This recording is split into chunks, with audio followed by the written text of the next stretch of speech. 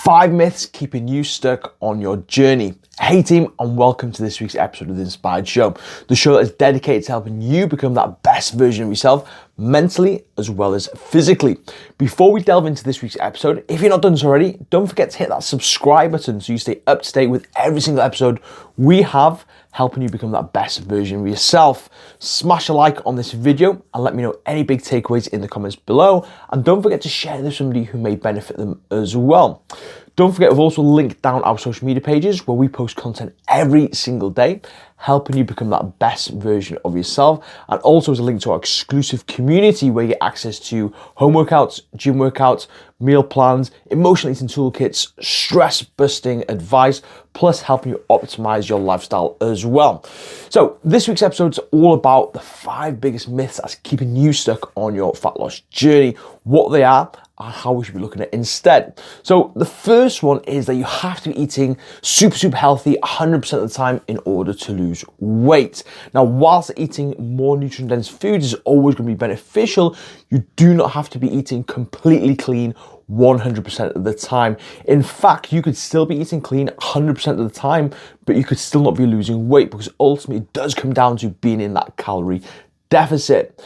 Now, why is this problematic by believing that we need to be eating 100% clean all the time is it can end up leading to a poor relationship with food, where you start demonizing foods that you don't deem as healthy or clean. Ultimately, when it comes to real lifestyle change, we've got to get a balance. Everybody enjoys eating some cheeky foods every now and again. And by completely cutting them out, what we're doing is we're creating this element of restriction. And when we restrict, we tend to crave these foods more and more and more. And then when we have them, we're more likely to overindulge because we restrict them so much that we feel we've got to get them all in now because we've got to get back on it. And that in itself creates very problematic issues when it comes to your journey. So when it comes to becoming that best version of yourself, getting leaner, getting lighter, you do not have to be eating 100% clean all the time. Allow yourself a little bit of leeway. What I recommend is 80% of the time more nutrient-dense foods, 20% of the time less nutrient-dense foods. And I found this is a really great way to help you stay on track with your health and fitness goals. So myth number 2 is you've got to cut out carbohydrates, and carbohydrates make you fat. And this one is something that crops up all the time. Like, how many times have you heard someone say, just cut out carbs and you're going to lose weight really quickly? And there is some truth in that, actually. If you do cut out carbs, you can lose weight really quickly. But the thing is, it's weight, not necessarily body fat. Now, why does this happen? Well, when we consume carbohydrates get stored in the muscles as stored glycogen. Now, for every molecule of carbohydrates our body stores, it'll also store 2 molecules of water, which means when you cut the carbohydrates out and you deplete your carbs in your body, you lose a ton of water as well. So a lot of people put 2 and 2 together and think, if I cut out the carbohydrates, I'm going to lose a lot of weight, and when I reintroduce them, I'm going to gain weight. But basically, it's that fluctuation in water. Now, we need to remember that carbohydrates are a really great form of fuel. Our body does prefer using carbohydrates, especially if you are exercising on a regular basis as well. And plus, carbohydrates give us things like fiber, vitamins, and minerals from a variety of different food sources as well. Now, ultimately, when it comes to losing weight, it is about ensuring that you're in that calorie deficit. And eating carbohydrates within that deficit will allow you to lose weight. And plus, it avoids that restrictive nature that we're trying to avoid as well, which builds up a really bad relationship with food. Number 3 is that you have to be doing hours and hours of cardio in order to lose weight, or you have to be exercising in order to lose weight. And this is a very common question I get asked all the time. Like, do I need to be exercising to lose weight, or what is the best exercise to lose weight? Ultimately, like I keep coming back to, in order to lose weight, the main determining factor is creating that calorie deficit. And you can do that calorie deficit through your nutrition and through increasing your daily movement. And that doesn't involve vigorous cardio or hours of cardio whatsoever. Now, is cardiovascular work beneficial? Yes, of course it is. Cardiovascular work is absolutely amazing for your heart health, cardiovascular health, and for mentality as well. And I do recommend you do some form of exercise for longevity, to get fitter and get stronger, but you do not necessarily need it in order to lose weight. And you shouldn't be exhausting yourself with hours and hours of work every single week in order for you to lose weight. You want to do it because you enjoy it. You want to do it because you want to get fitter. You want to do it because you get stronger. Now, how much cardio should you be doing? Well, ultimately, it's up to you, up to your lifestyle. It's about finding a happy medium that gives you gratification, allows you to feel fit, feel energized, but doesn't overwhelm you and doesn't cause any unnecessary stress. And when it comes to the type of cardio that you do, ultimately it's up to you. There is no right or wrong way of doing your cardio. Ultimately, find something that you enjoy, because if you enjoy it, guess what? You're going to be more likely to stick to it. And that could be anything. That could be going for a walk. It could be going for a Zumba class.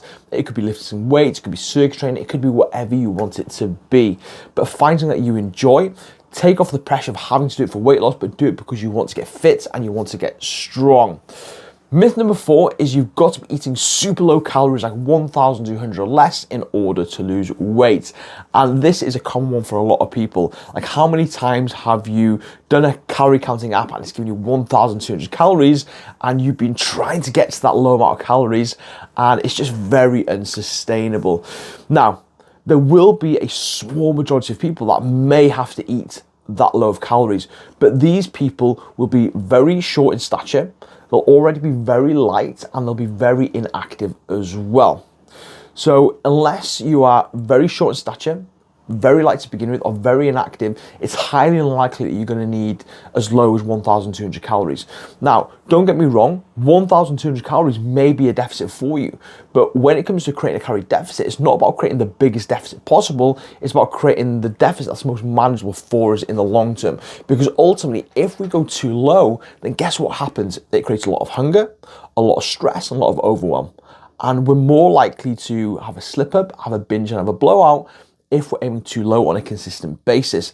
And that's where a lot of people go wrong. A lot of people, they go too low, they do it for a couple of days, it becomes very overwhelming, appetite goes through the roof, and then they have a spurge and a blowout, and then they overindulge and self-sabotage for a few days before going back to these low amount of calories that they cannot sustain. So my advice to you would be to find a sustainable amount of calories that you need to be consuming. Now, if you're unsure of how many calories that you need, don't forget, Inside Exclusive Community will help you work this out to give you the right amount that makes it sustainable for you. And myth number 5 is that it's all about willpower to lose weight. And this is one that a lot of people really struggle to get their head around. A lot of people beat themselves up when they're not seeing the results they want because they believe it's lack of willpower. But this couldn't be further away from the truth. It's not just about willpower. It's about behaviors, habits, not just your discipline. Because ultimately we're a byproduct of our daily behaviors and habits, and these are built up over time, and it's going to take time to break down these poor habits, break down these bad behaviors, and ultimately start introducing new behaviors and new habits. And we need to look at our whole life in order to do this, like our sleeping patterns, how we deal with stress, our social circle, our environment. And once we start looking at these, identifying what behaviors we need to break down, what behaviors we need to implement, that in itself can be an ultimate game changer for you. We have got a couple of videos on our page about building behaviors and building habits, so make sure you check those out. But I want to assure you it's not all just about willpower. So hopefully these 5 myths we covered today will help you give clarity and move forward and becoming that best version of yourself. I hope you enjoyed today's episode. If you did, don't forget to smash a like on it, share it with something that may benefit it, and don't forget, if you're not subscribed, hit that subscribe button as well. So until next week, team, have an absolutely amazing week, and I'll speak to you very, very soon.